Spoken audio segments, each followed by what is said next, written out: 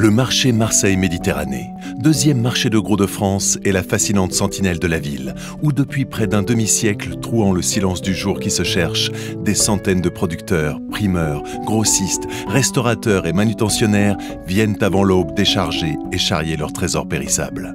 Ceux qui œuvrent dans le froid de la nuit pour apporter à Marseille ses fruits, ses légumes, sa viande, son poisson, ses fleurs. Le mine est idéalement implanté dans la ville.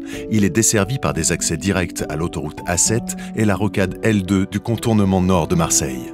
À moins de 5 minutes du centre-ville, sa proximité avec le grand port maritime de Marseille et la gare Saint-Charles complète parfaitement l'intermodalité de ce site et en font une plateforme logistique essentielle pour tout l'espace régional du Grand Sud.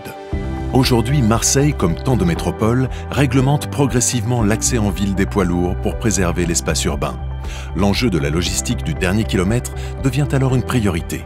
La solution réside dans la création d'un hôtel de logistique urbaine, un centre dégroupage-regroupage aux portes de la ville et facilement accessible pour permettre la livraison finale par des véhicules à énergie propre.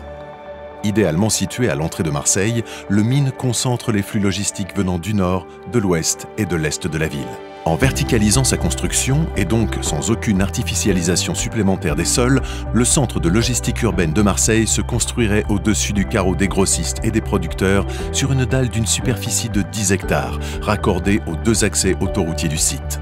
La plateforme supporterait 50 000 m² d'entrepôt et serait équipée d'une centaine de quais de déchargement poids lourds et de 200 postes à quais pour véhicules électriques ou hydrogène. Mais le site a également un autre avantage. La forte déclivité du terrain de 28 mètres permet la construction d'un étage au-dessus du mine sans nuisance visuelle pour la cité de la Paternelle au nord. Au contraire, ce quartier bénéficierait des créations d'emplois induites par le développement de cette activité logistique.